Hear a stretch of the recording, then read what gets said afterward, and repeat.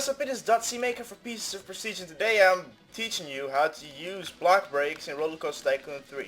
So as you can see right now, I've got a coaster right here. This is actually the Sea Serpent. You can actually see this coaster in my Giant Park series. The link is down in the description down below, as well as a annotation on the screen right now in the bottom left that goes to the final video where the entire park is showed. So pretty much I'm gonna put this on day only because I hate night.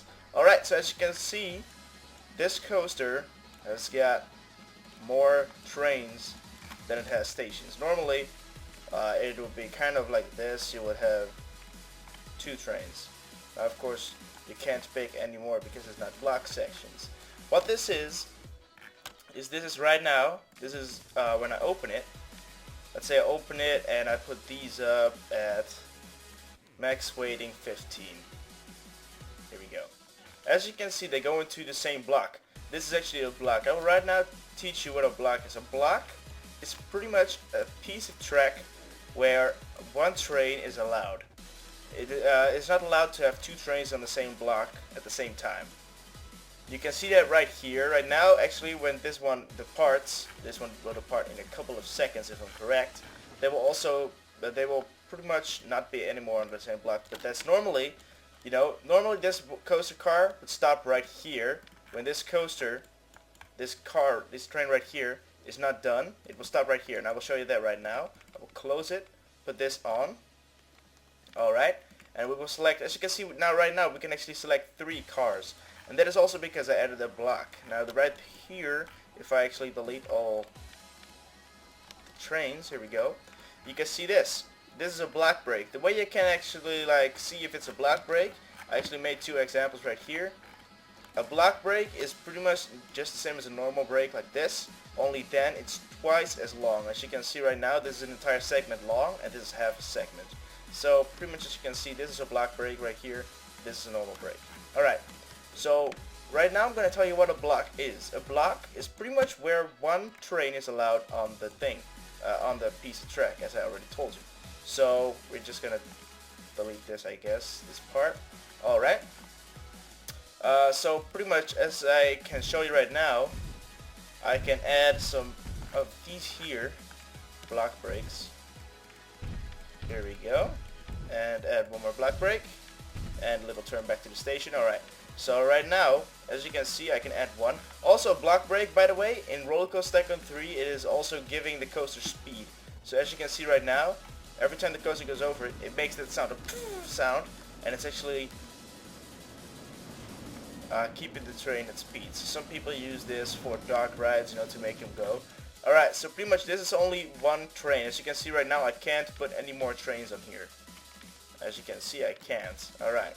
Normally, you can actually make more trains by just making the number of cars per train lower so that they all fit in the station at one time.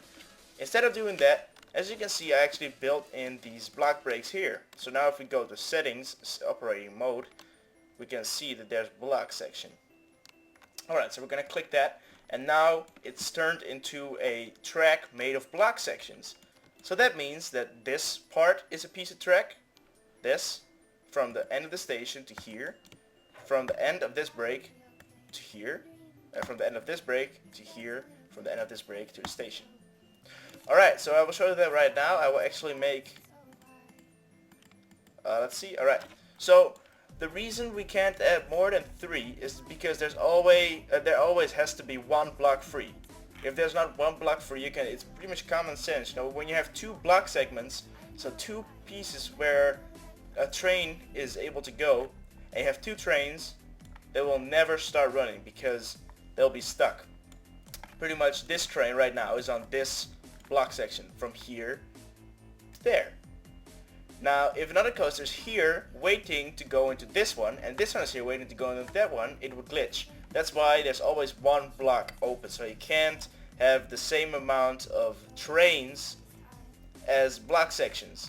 That's also because of the fact that a lift hill right here, this is actually a block section. You might not think of it that way, but it is. Because when a train is on this segment right here, this is actually one big, the entire layout of this coaster is 1 block section all the way to here. This is the end of the block section.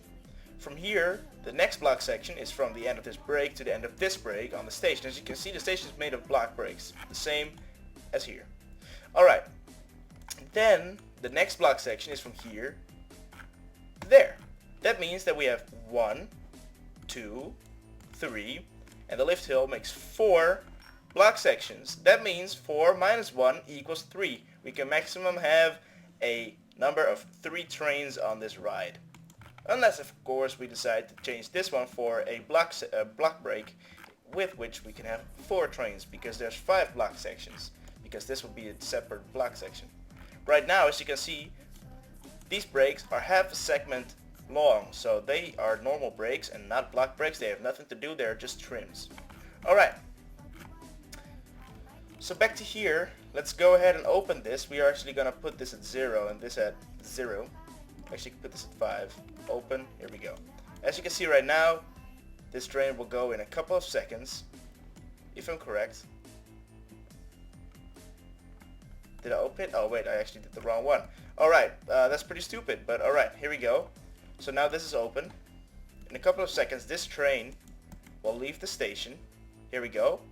It is leaving the station, and now that it's left the station, this block is now empty. So this train is free to proceed to the next block. As you can see, it's going into there. Now that train is past this break, this block section is free, so the next train passes on. If this one's empty, that one passes on. As you can see, when this part of the train actually leaves that break, the next train, this train, will start running. Here we go. As you can see, now this one starts running. Alright. And now that this one is right here, and this block section is available, this train will go into that block section. Then this train will go into that block section, this one and that one, and so forth and so forth. As you can see, that is the way block sections work. Alright, so let's see the connection on the coaster right here. Now, as you can see, I will pause this for you. This block section right here, from the end of the station to the end of the station. Alright, so this part. This is a block section that's occupied by this train right now. This section right here, though, from the end of this break to the end of that station, there's nothing. This is free. That means that the train that is on this block section, which is from the end of this lift hill where this train is waiting, to this break, so this train will be free to go through the entire layout when that train right there passes this break right here. So let's make that happen. As you can see now, the train is approaching. It is going down the trim brakes. It's going a little slower. Here we go. It's going past here. And now, when the train passed the thing entirely, 3, 2, 1, bam. There we go. Now it goes over the crown of the coaster. Alright, so that's pretty much how block breaks work. I hope this teaches you something. I hope this helped you. If it did, go ahead and click the like button and subscribe for more. And also, guys, I started a new episode, well, not a new episode, but a new series on building, a normal park, a sandbox park, without any custom scenery. So it is going to be pretty much like the giant park, only a little smaller and no custom scenery at all. So I hope you guys are going to enjoy that. And till then, I'll see you guys later. This was Brian. Peace from Pieces of Prestige.